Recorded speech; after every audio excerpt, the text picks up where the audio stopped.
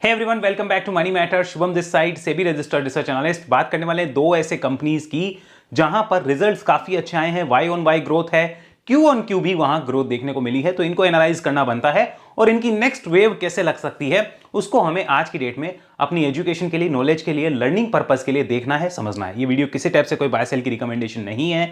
अगर आप bye cell की रिकमेंडेशन मानते हैं तो आपको भारी नुकसान हो सकता है। फिर आप चाहे कमेंट करिएगा या फिर किसी और को बोलिए कि हमें नुकसान हो गया, कोई फायदा नहीं होगा। तो बेटर यही चीज है, आप इसको वॉच लिस्ट के टाइप से देखें, लर्निंग के टाइप से इस चीजों को देखें।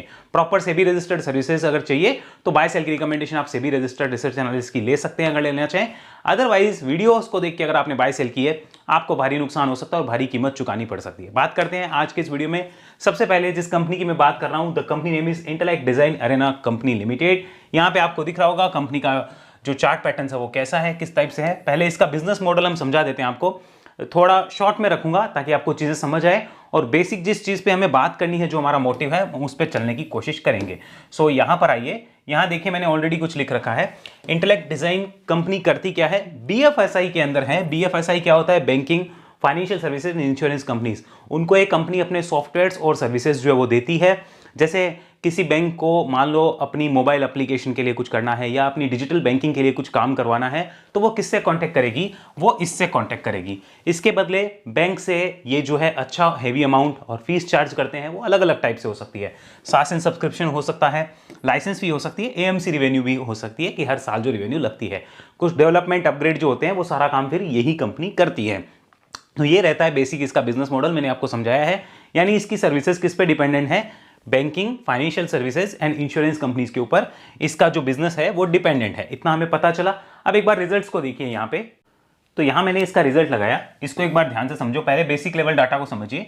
स्टॉक 15,000 करोड़ की मार्केट कैप रखता है। स्टॉक का पी 40 का है। आरओसी आरओई को देखते हुए पी के ऊपर ऑलरेडी मार्केट ने प्रीमियम दे रखा है, ऐसा लगता है। डेट फ्री कंपनी है, that is good. Promoter holding कम है, इसका हम समझेंगे कि फिर होल्डिंग है किसके पास। प्रॉफिट ग्रोथ अच्छी है, market cap to sales 5 times है, यानी मार्केट ने प्रीमियम तो अच्छा खासा यहां पे दे रखा है। और यहां पे अगर बात कर ली जाए फ्री कैश फ्लो की, तो that is also good. 1200 crore का फ्री कैश फ्लो है। अब आइए एक बार जरा इसके एवरेज पी रेशियो पे। So the average P ratio, मैंने इस वेबसाइट को इसलिए खोला है कि मैं आपको एवरेज पी रेशियो दिखा सकूं। तो पिछले 5 साल का एवरेज पी रेशियो 30 का है। तो अगर अभी 40 चल रहा है अच्छे रिजल्ट्स के बाद, so it is not expensive at all. हम कह सकते हैं कि मार्केट ने उसको ठीक ठाक वैल्यूएशन दे रखी है। सो अभी की रेट में हम इसे एक्सपेंसिव नहीं कह सकते। अगर हम पिछले 3 साल का एवरेज पी देखें तो वो लगभग 35-36 के आसपास का है। और अगर अभी 39 पे है तो दैट इज ऑल्सो गुड। यहां पे देख लीजिए अभी पी जो चल रहा है दैट इज 39। अब आइए यहां पे क्वार्टरली रिजल्ट्स पे, इसको समझिए। रिजल्ट्स क्या रहे हैं वो जरा ध्यान से देख लीजिए। रिजल्ट्स को देखेंगे तो लास्ट ईयर सितंबर में 558 करोड़ का कंपनी का सेल था, 15% मार्जिन के साथ 81 करोड़ का operating profit and net profit was 52 crore including other income of 29 crore rupees. Approximate 30 crore का अदर इनकम था। यहीं से अगर हम देखें तो 758 करोड़, यानी कि जंप जो है लगभग 35% रेवेन्यू के अंदर जंप रही है। मार्जिन 15% से बढ़ के 20% हो गए, यानी अगर आपने सेल बढ़ा दी, मार्जिन बढ़ा दिया, नेट प्रॉफिट बढ़ेगा ही बढ़ेगा। तो सेल और मार्जिन बढ़ा दिए तो आपका ऑपरेटिंग प्रॉफिट कितना हो गया? 153 करोड़, अप्रॉक्सीमेट डबल हो गया। और अब आपका प्रॉफिट जो था, नेट प्रॉफिट, वो भी डबल हो गया। अदर इनकम इसमें भी 30 करोड़ रुपीस के आसपास ही है। So there is no such big surprise at all. ये हमें पता होना चाहिए कि कौन सा बिग सरप्राइज ये अदर इनकम का। सरप्राइज तो ये है कि भाई साहब आपने जो ग्रोथ करी है दैट इज गजब की ग्रोथ, वो सबसे बढ़िया ग्रोथ है। अगर हम पीछे देखें तो यहां पर कंपनी ने 21-22% के मार्जिन मेंटेन करे थे और उस टाइम पे प्रॉफिट जो पोस्ट किया था वो 85-73 करोड़ का था। अगर हम और देखें तो यहां पे 136 करोड़ का प्रॉफिट है जो 28% मार्जिन पे मार्च 2025 में था। अब दिसंबर क्वार्टर को देखो, लास्ट ईयर दिसंबर क्वार्टर में 600 करोड़ की सेल थी, 610 करोड़, 71 करोड़ का प्रॉफिट था।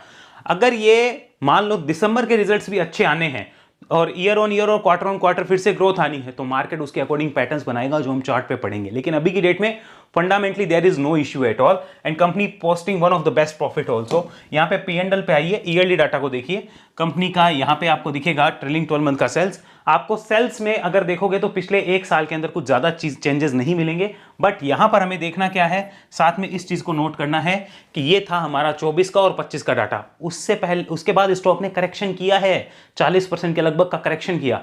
फिर वो ऊपर क्यों आया? बिकॉज यहां पर इसको एक होप दिखनी शुरू हुई है। ये होप दिखते ही स्टॉक ने अपने हिसाब से जंप लेना शुरू किया। सो वो चीजें हम चार्ट पे समझने वाले हैं। अभी की डेट में अगर प्रॉफिट को देखा जाए, कंपनी ट्रेलिंग 12 मंथ का हाईएस्ट एवर प्रॉफिट जो वो पोस्ट कर रही है। ओके, अब आइए यहां पर शेयर होल्डिंग पे। What's the problem? यहाँ पे प्रमोटर्स के पास होल्डिंग क्यों नहीं है वो देखो, प्रमोटर्स ने ऑलरेडी अपनी होल्डिंग जो है वो यहाँ पे कम कर रहे हैं लगातार, 0.4 0.5 बेसिस से हर क्वार्टर में वो बेचते जा रहे हैं। लेकिन वो किसको जा रही है? क्या पब्लिक को जा रही है? नहीं, पब्लिक को वो इतनी नहीं जा रही है। वो किसको जा रही है? वो एफआईआईज की तरफ जा रही है क्या?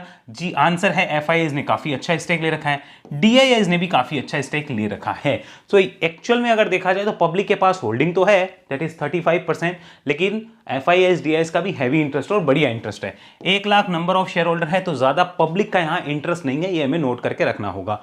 ओवरऑल चीजें देखी जाए तो शेयर होल्डिंग में इश्यू नहीं है, लेकिन एक चीज देखनी होगी, प्रमोटर्स का लगातार बेचना थोड़ा सा हमें बताता है कि this type of companies are only for trend riders and momentum players, not for the fresh investors. ये ध्यान रखना, फ्रेश इन्वेस्टर जो होते हैं वो थोड़ा सा हिचकते हैं कि यार फ्रेश इन्वेस्टिंग फिर वो डाउन ट्रेंड में ही करेंगे, अप ट्रेंड में नहीं करेंगे। ध्यान रखना, बाकी मैं आपको समझाऊंगा, उसको आप अभी देखना। आइए एक बार हम वापस चलते हैं यहाँ पे टेक्निकल एनालिसिस पे, ध्यान से इस चीज को नोट करना और समझना, ठीक है। ये देखो सबसे पहले monthly data, this is the monthly chart, आपको दिख रहा होगा। ओवरऑल देखो पूरी इसकी जर्नी समझते हैं। तो स्टॉक एक रेंज में अटका हुआ था, कब? 2015 से लेके 2021-20 तक, 20-21 तक अटका हुआ था। वहां से निकला, एक शार्प रैली बनी, वापस करेक्शन, बेस बिल्डिंग हुई, उसका ब्रेकआउट। तो इन्वेस्टर्स कहां आते हैं? इन्वेस्टर्स ऐसे मौके ढूंढते हैं, जो मैं आपको बार बार समझाता हूं। इन्वेस्टर्स के लिए ऐसे मौके सबसे बेस्ट होते हैं। बेस बिल्डिंग होगी गिरावट के बाद तो वो आएंगे, ओके। फिर उसके बाद वो राइड करते हैं, फिर नीचे आए, फिर यहां पर देखना होगा कि कोई बेस बिल्डिंग थी या नहीं थी। अगर नहीं थी तो कोई जरूरी नहीं हर बार मौका मिले, समटाइम्स मार्केट में नॉट गिव अस चांस, वो सीधा भी जा सकता है, but we can't break our discipline. अभी देखिए इस जोन के आसपास जाकर, ये एक पूरा जोन है जहां पर 2-3 अटेम्प्ट हो चुके हैं एंड स्टॉक इसको क्रॉस नहीं कर पा रहा है। तो हमें एक चीज पता चल गई कि ये जो रीसेंट स्विंग हाईज जो है, ये जो रीसेंट स्विंग हाई का एक जोन है, जिसे आप कह सकते हो लगभग 1200 से 1250 का जोन है, जो कि इसको तंग कर रहा है। यहां से कंपनी देखो 1 2 3 4 5 6 7 मंथ्स में अगर ट्राई कर चुकी है, 6-7 मंथ्स में इसको काटने का, नहीं काट पाई। अब अगर कटता है आफ्टर रिजल्ट्स, तो मार्केट का सोच क्या होगा वो समझ लो। अगर आफ्टर रिजल्ट ये कटा तो समझना मार्केट ये मान के चल रहा है कि दिसंबर के रिजल्ट और अच्छे आएंगे, या फिर उसको कुछ और ग्रोथ दिख रही है, वरना वो नहीं काटेगा। क्योंकि इतना बड़ा रेजिस्टेंस अगर रिजल्ट आने के बाद भी नहीं कट पा रहा है, तो अगर अब कटा दैट मींस मार्केट आगे की ग्रोथ देख रहा है। क्लियर है? इसको वीकली कन्वर्ट करते हैं। ट्रेंड क्या हुआ? ट्रेंड इज बुलिश, ट्रेंड अभी अप ट्रेंड में है, लेकिन फ्रेश ट्रेंड कब बनेगा? फ्रेश ट्रेंड इस रेजिस्टेंस जोन के ऊपर टिकने पे बनेगा, तब तक नहीं बनेगा। रिसेंट में भी आप देखोगे एक लगातार रैली थी। अब उस रैली में एक चीज सीख लो, मेरा एक बार आपको बताया हुआ अभी है कि डायरेक्ट कोई भी अगर ब्रेकआउट होता है, जैसे ये डायरेक्ट ब्रेकआउट हुआ बिना रुके, बिना कोई करेक्शन के, तो वो ब्रेकआउट सस्टेन नहीं करेंगे। ये बहुत से लोगों को नहीं पता टेक्निकल एनालिसिस के बारे में। फिर वो क्या करते हैं, इंटरनेट पे थोड़ा वीडियो देखते हैं, कहते हैं देखो ये ब्रेकआउट हुआ था, ब्रेकआउट फेल हो गया।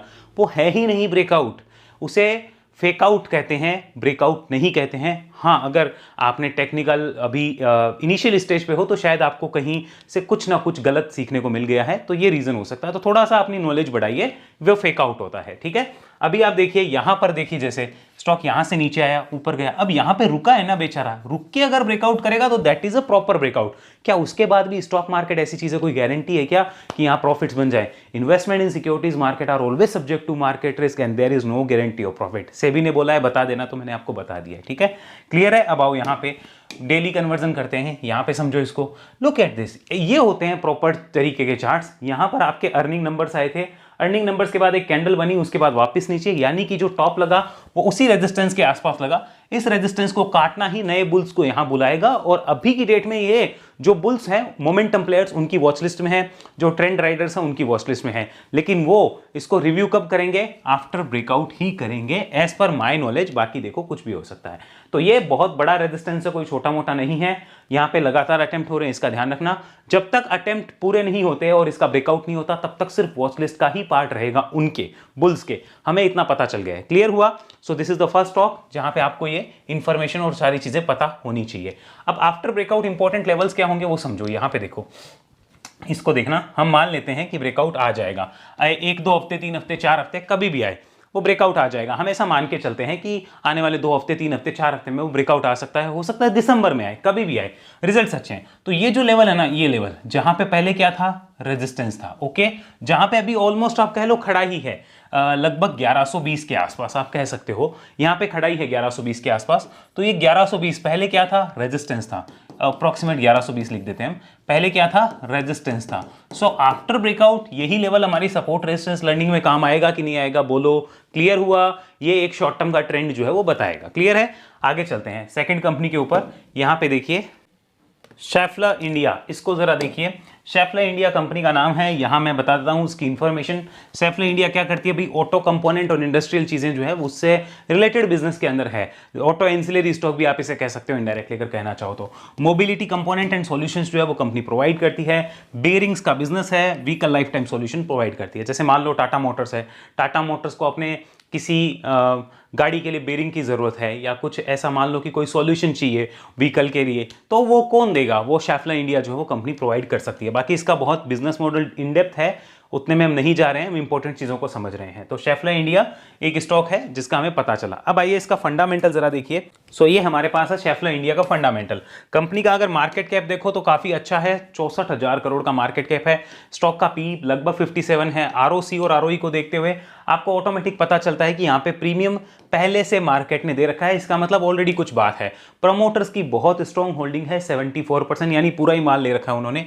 डेट फ्री कंपनी है, दैट इज गुड। यहाँ पे प्रॉफिट की ग्रोथ है, दैट इज ग्रोथ। अनप्लेज है holding, that is also good. मतलब आपको एक कंपनी में जो जो चीजें चाहिए वो सारी मिल रही है, इसी वजह से यहाँ पे प्रीमियम ऑलरेडी पी के ऊपर आपको देखने को मिलता है। Market cap to sale 7 times है, ये आपको पता होना चाहिए। यहाँ पे बात की जाए अगर फ्री कैश फ्लो की तो 1500 करोड़ का फ्री कैश फ्लो है। यहाँ पे आइए अब जरा इसको समझिए। इसका एवरेज पी रेशियो में देखना चाहूंगा लास्ट 5 ईयर्स का, तो that is 53। So how can I से कि ये कंपनी जो है ओवर वैल्यूड है? मैं तो ये नहीं कह सकता, क्योंकि आपका एवरेज पी रेशियो कितना है, 53। राइट नाउ आप कहां हो, आप 57 59 के आसपास हो, तो मैं आपको कैसे कह दूं, 56 के आसपास हो तो मैं आपको ओवर वैल्यूड कैसे कह दूंगा? मैं नहीं कह सकता। अब आइए जरा यहां पर क्वार्टरली रिजल्ट्स पे ये नोट करिए। यहां पर सितंबर लास्ट में हुआ था 2073 करोड़ का सेल, 18% का था ओपीएम, नेट प्रॉफिट था 250 करोड़ के लगभग। इस साल क्या किया है भाई, सेल्स के अंदर लगभग 15% की ग्रोथ है। कितने परसेंट की? 15% ग्रोथ हमें देखने को मिली। और ये ऑपरेटिंग प्रॉफिट मार्जिन कितने बढ़ गए, 18 से 20% हो गए, लगभग 10% मार्जिन बढ़ गए। यहाँ पे 10% कैसे? अब कोई बोलेगा अरे 18 से 20 तो 2% हुए, वैसे नहीं लाला। 18 का 10% कितना था, ₹1.80, 1.80, तो वो बढ़ गया। तो ₹2 बढ़ा है तो वैसे बढ़ गया ना, समझ आया? तो 2% बढ़ना, वैसे 10% हुआ है। क्लियर हुआ? तो 10% मार्जिन बढ़ गए। और अगर बात करें प्रॉफिट की तो लगभग 20% से ऊपर प्रॉफिट में ग्रोथ देखने को मिली है, नेट प्रॉफिट में। तो ईपीएस 1580 का सीधा 1960 से ऊपर चला गया। वो ईपीएस अगर मैं देखूं तो मुझे कहीं भी नजर नहीं आता है। ये अगर मैं यहां पे सेल्स डाटा देखूं तो आप देखते जाओ कहीं भी ऐसा सेल्स डाटा है क्या? नहीं है। ये अगर मैं ऑपरेटिंग प्रॉफिट मार्जिन देखूं तो देखो पिछले कहीं भी आपको ऐसे ऑपरेटिंग प्रॉफिट मार्जिन देखने को मिलते हैं, पिछले 10-12 क्वार्टर में कहीं नहीं मिलेंगे। अगर ये नेट प्रॉफिट देखो तो पिछले 10-12 क्वार्टर में कहीं ऐसा नेट प्रॉफिट है क्या?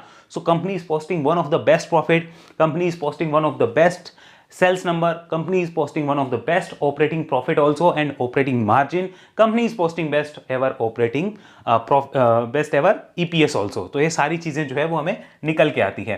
तो ये रिजल्ट जो है वो अच्छे रिजल्ट नहीं है, these are like blockbuster result, ये ब्लॉकबस्टर रिजल्ट है।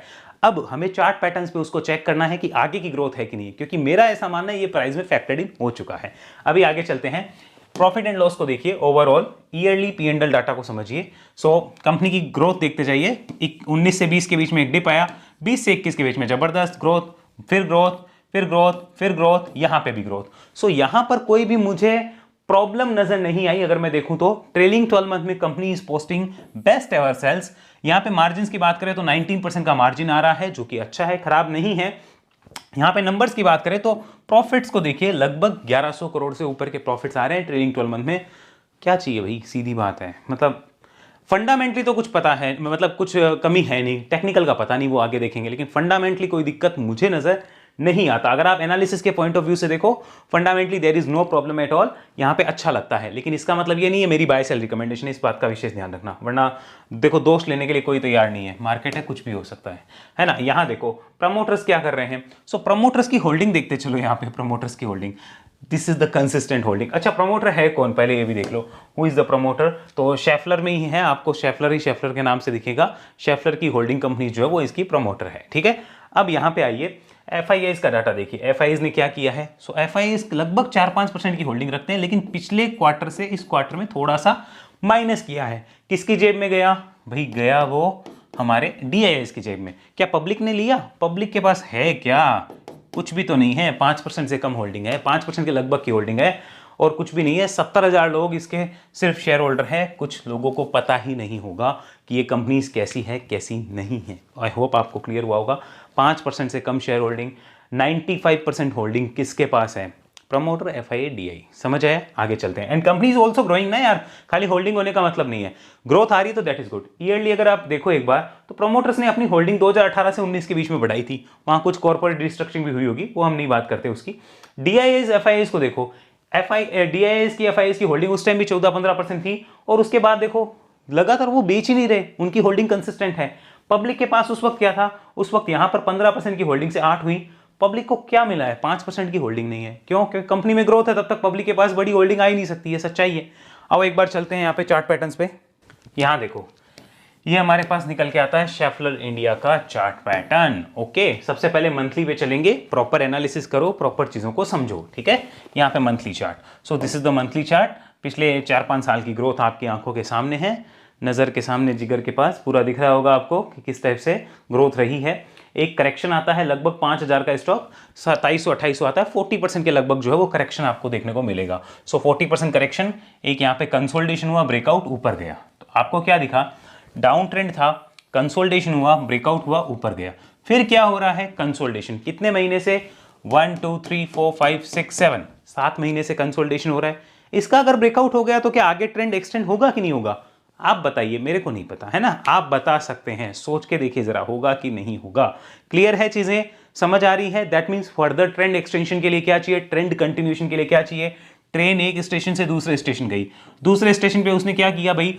अभी इस ट्रेन को यहां पर जो है वो मान लीजिए 10 मिनट रुकना है, 7 मिनट रुक चुकी है, हो सकता है 1-2 मिनट और भी रुक जाए। तो फिर रुकने के बाद जब ये इस स्टेशन को क्रॉस करेगी तो अगले जो यात्री हैं जिनको यहां तक की यात्रा करनी है वो इसके अंदर सवारी करेंगे कि नहीं करेंगे? कृपया कमेंट सेशन में जरूर बताइएगा, ठीक है। तो यात्रियों को यहां पर जो है वो सूचना मिल जाएगी, इसलिए वो क्या कर रहे हैं? वो भी बैठे हैं। अरे ट्रेन लग तो चुकी है स्टेशन पे, लेकिन अभी चलेगी नहीं, और पता है कि अभी चलने में समय है, अभी अनाउंसमेंट हुई नहीं है, गेट नहीं खुले हैं। क्या हुआ है? ये देखो, ये ट्रेन है ना, ये यहाँ पे ट्रेन जो है ये लग तो गई है, ठीक है, ये यहाँ पे लग तो गई है, ये इंजन विंजन है, ये लग गई है ट्रेन, और यात्री जो है वो यहाँ पे बैठे हैं बेचारे। वो क्या कर रहे हैं? वो वेट कर रहे हैं। किस चीज़ का? ट्रेन की गेट तो खोलो, अभी साफ सफाई का काम चल रहा है, ठीक है। अब ये ट्रेन जाएगी नहीं जाएगी, अभी तक तो अनाउंसमेंट ये है कि इसको जाना है, लेकिन अभी गेट खुले नहीं है। जैसे ही गेट खुलेंगे यात्रीगण क्या करेंगे? कहेंगे चलो आओ अपनी अपनी सीट ले लो। और इस बात का ध्यान रखना, सवारी अपने सामान की स्वयं रक्षा करे, इसके लिए किसी और की जिम्मेदारी नहीं होगी। समझ आ रहा है ना। तो ये चीज़ का ध्यान रखना है कि ये ट्रेन जो है इस पॉइंट के ऊपर जाएगी और उसका अभी समय है। क्लियर हुआ?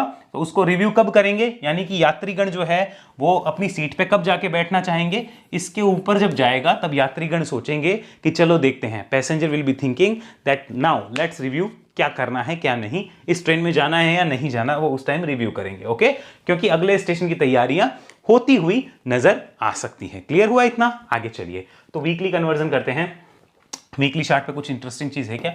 सो आपको साफ साफ दिख रहा होगा। अब समझो यहां पर क्या होता है, हम एक और पॉसिबिलिटी को एनालाइज करते हैं। मैं तो देखो सिखाने के मूड में हूं, आप लोगों को रिकमेंडेशन के मूड में हो तो अलग बात है, मैं सिखाने के मूड में हूं। देखो यहां से एक ट्रेंड बना, ठीक है, एक सीधा ट्रेंड बन गया और एक बड़े रेजिस्टेंस जोन पे आप आके खड़े हो गए। यहां पे आपने कितने अटेम्प्ट कर लिए? अब मानो नीचे आता है और ये सपोर्ट टूट जाता है, ऐसे टूट जाता है, तो फिर भैया समझो कि मार्केट मान के चल रहा है कि आने वाले टाइम में कुछ प्रॉब्लम है या उसको कुछ डर है, मार्केट को किसी चीज का डर है। हमें इस चीज का ध्यान रखना है कि फ्रेश यात्री जो हैं, फ्रेश जो बुल्स हैं, जो इसमें यात्रा करना चाहते हैं, जो अपनी जर्नी करना चाहते हैं, वो इसके ऊपर से पहले आने वाले हैं नहीं, ये ध्यान रखना।